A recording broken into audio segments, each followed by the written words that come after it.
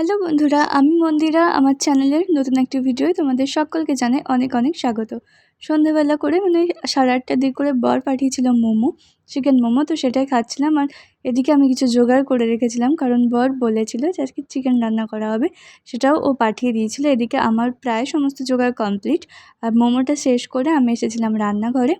এসে প্রথমে চিকেনটাকে খুব ভালোভাবে ধুয়ে নিয়েছিলাম।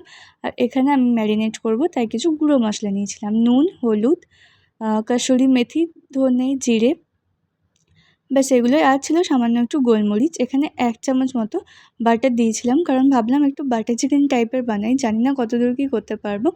তো সেভাবেই এগোচ্ছিলাম। এখানে দেখো সমস্ত গুঁড়ো মশলা, বাটার সবটাই চিকেনের মধ্যে দিলাম। শেষে পরিমাণ মতো টক দই দিয়ে দিলাম। এখানে 1 কিলো মতো মাংস ছিল, সেই অনুপাতে আমি মশলা নিয়েছি। আর তোমরা যারা বানাবে, তোমরা যেরকম চিকেনের কোয়ান্টিটি থাকবে সেরকম মশলাগুলো নিয়ে নেবে। তো চলো, নিজেই আজকে ভিডিও করছিলাম, বর বাড়িতে ছিল না, তো এক হাতে ফোন ছিল, এক হাতে কাজ করছিলাম। তো মাখামাখি এগুলো করতে একটু অসুবিধা হচ্ছিলো ক্যামেরা অন করে, তাই ভাবলাম যে মেখে নিই, তারপর তোমাদেরকে দেখাবো। তো মাখা কমপ্লিট। ঢাকা দিয়ে রেখে দেবো 0.5 ঘন্টার জন্য। 2 ঘন্টা 1 ঘন্টা যত বেশিক্ষণ রাখবে তত জিনিসটা ভালো হবে। তো চলো, মেন রান্না শুরুর আগে ওদিকে চিকেনটা ম্যারিনেট হতে থাক, এদিকে আমার কিছু কাজ আছে, সেগুলো আমি করে নিই। এখানে আগে থেকেই কড়াইটা আমি গরম হতে দিয়েছিলাম ম্যারিনেট করার আগেই। তো কড়াই এখন খুব সুন্দরভাবে গরম হয়ে গিয়েছে। এখানে আমি সামান্য একটু তেল দেব। আর এখানে আমি কিছু মশলা করেছিলাম, কেটে রেখেছিলাম: টমেটো, পেঁয়াজ, রসুন, এদিকে বেশ কয়েকটা কাঁচা লঙ্কা, আদা। এখানে এই পেঁয়াজগুলো অর্ধেক করে কেটেছিলাম। তবে এই রান্নার এটা কোনো উপকরণ নয়, আমাদের বাড়িতে যেহেতু সবাই আমরা খেতে ভালোবাসি, তাই আমি শেষে গিয়ে এটা অ্যাড করব।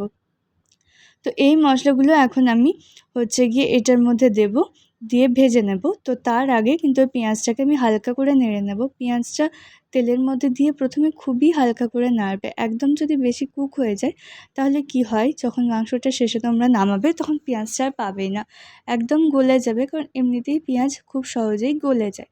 তো এটাকে একদম হাই ফ্লেম রেখে আমি হালকা করে একটু কষে নেব, ভেজে নেব, যাতে একটু কালার চলে আসে আর একদম কাঁচা কাঁচা ভাবটা না থাকে, একটু ভাজার যেন একটা ফ্লেভার এর মধ্যে আসে। তো চলো, এটাকে এখন আমি ভেজে নিই।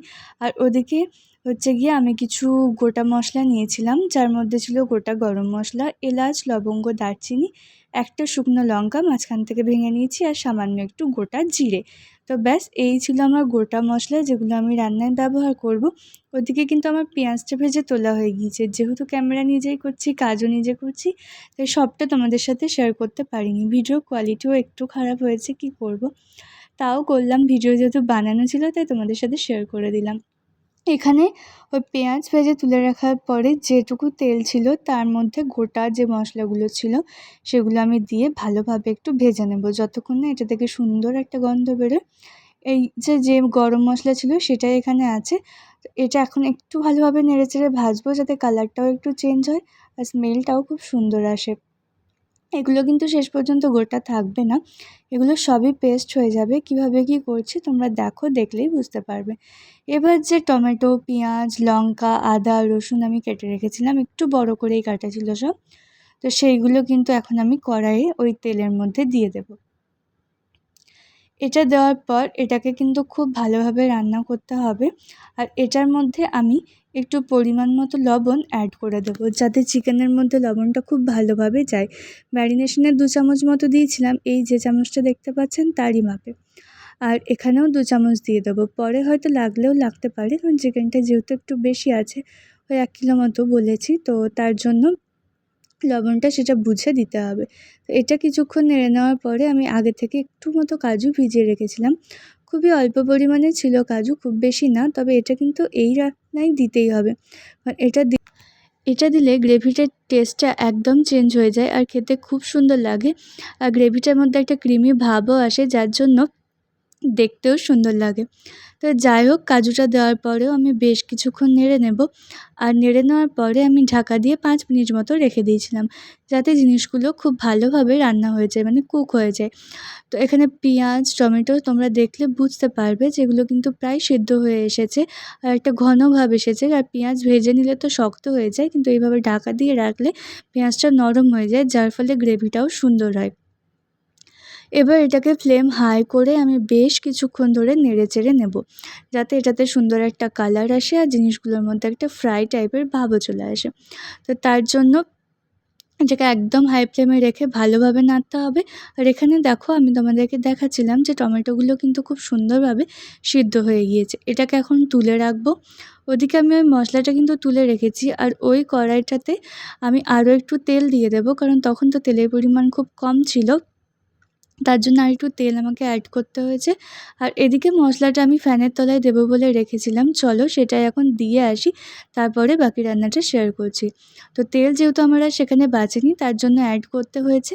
আর এখানে হচ্ছে চিকেনটা ম্যারিনেট ছিল প্রায় আধ ঘন্টার একটু বেশিই হয়েছিল। আর এখানে আমার দেখো কী হয়েছে, কড়াইটা প্রায় উল্টে যাচ্ছিলো, কারণ একা হাতে সমস্ত কাজ করছিলাম। তবে যা কপাল ভালো ছিল, নিজে নিজেই ঠিক হয়েছিল। উল্টে গেলেও আমার কিছু করার থাকতো না, কারণ আমার দুটো হাতই কিন্তু তখন মানে জিনিস ছিল, একটাতে ফোন, একটাতে ওই যে বাটি। আর এখানে তারপরে মা এলো, কারণ মা দেখছিলো যে আমি খুবই কষ্ট করে ভিডিওটা বানাচ্ছিলাম। তো মা বললো যে আমাকে দেখিয়ে দাও, আমি ক্যামেরাটা ধরে দিচ্ছি। তো মা এখানে ক্যামেরাটা আমাকে ধরে দিল, আর চিকেনটা সেভাবে আমি ভালোভাবে একটু নেড়ে নিলাম। আর এখানে ফ্লেমটাকে কমিয়ে ঢাকা দিয়ে রেখে দিয়েছিলাম বেশ কিছুক্ষণ।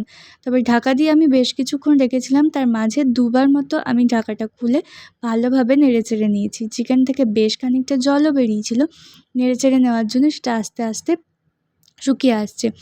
আর এইভাবেই কিন্তু চিকেনটাকে ভালোভাবে নাড়তে হবে, মানে কষিয়ে নিতে হবে, যতক্ষণ না পর্যন্ত সমস্ত চিকেনের জল একদম শুকিয়ে যায় আর সুন্দর একটা গ্রেভি আসে আর তেলটা ছেড়ে আসে।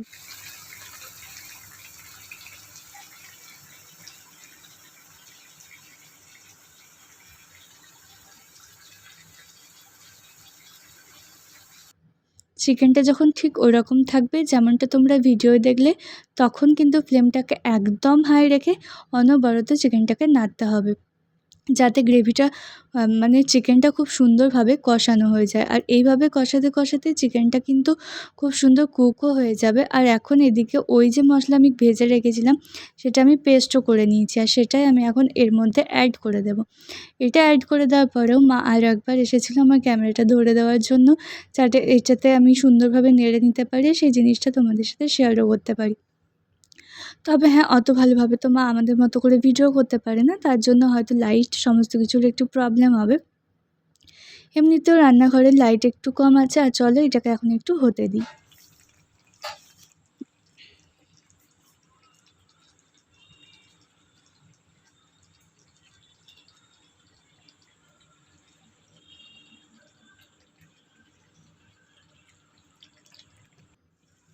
আমার চিকেনটা এখানে কিন্তু কষানো একদমই কমপ্লিট হয়ে গিয়েছে। আর কষানোর পরে চিকেনের কালারটা এমনই এসেছিলো। এরপর যখন জল অ্যাড করব, চিকেনের কালার আরও একটু চেঞ্জ হবে। আর আশা করছি বাটার চিকেন যেমন হয় সেরকমই হবে। তো চলো, এখানে আমি আমাদের পরিমাণ মতো জল অ্যাড করেছি। তোমরা যেমন গ্রেভি পছন্দ করো সেরকম জল অ্যাড করবে, তার থেকে একটু বেশি, মানে যেরকম গ্রেভি চাইছো তার থেকে একটু বেশি জল অ্যাড করবে, যাতে করে একটু হওয়ার পরে গ্রেভিটা একদম ঠিকঠাক পরিমাণে হয়ে যায়। কারণ এর পরবর্তী ক্ষেত্রে এটাকে ঢাকা দিয়ে প্রায় 10 মিনিটের জন্য কিন্তু হতে দিতে হবে, যাতে পুরোপুরি সিদ্ধ হয়। আর 10 মিনিট পর আমি ঢাকা খুলে চিকেনটা তোমাদেরকে দেখালাম যে কেমন দেখতে হয়েছে। চিকেনটা দেখতে কিন্তু খুব সুন্দর হয়েছে, আর খেতেও ভালো হয়েছিল। তো চলো, আমি তো পেঁয়াজ ভেজে রেখেছিলাম, সেটা এখানে অ্যাড করব। তবে পেঁয়াজটা কিন্তু এখানে অ্যাড করাটা একদমই মানে দরকারি কিছু না, আমি এটা ভালোবাসি তাই অ্যাড করছি, তোমাদেরকে প্রথমেই বলেছিলাম। তোমরা যারা একদম প্রপার বানাবে, এটা যারা অ্যাড করবে না, তাদের রান্না তো এখানেই কমপ্লিট। আমার ভিডিও কিন্তু এই পেঁয়াজটা মেশানোর পরেই কমপ্লিট। তো ভিডিওটা যদি ভালো লেগে থাকে, লাইক, কমেন্ট, শেয়ার, সাবস্ক্রাইব করে দিও। ফেসবুক থেকে তোমরা যারা দেখছো, তারা ফেসবুক চ্যানেলটিকে ফলো করে একবার ইউটিউব চ্যানেলটি থেকে প্লিজ ঘুরে এসো।